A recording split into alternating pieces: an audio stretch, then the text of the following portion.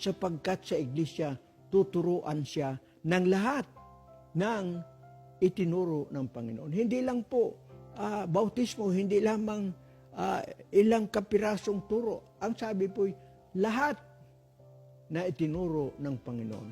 Kaya sa Bagong Tipan, matapos ng tao ay maligtas, mapangaral at mabautismuhan, ang Panginoon mismo ang nagdadagdag sa kanya sa iglesia.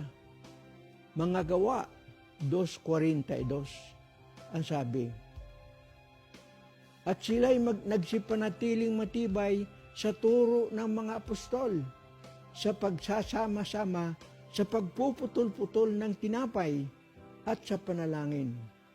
Sa 47 ang sabi, na nagpupuri sa Diyos, na nangagtatamo ng paglingap ng buong bayan, at idinaragdag sa kanila ng Panginoong araw-araw yaong naliligtas. Kaya ang mga ligtas ay dinadala sa iglesia. Kaya ang iglesia ay lugar ng mga ligtas.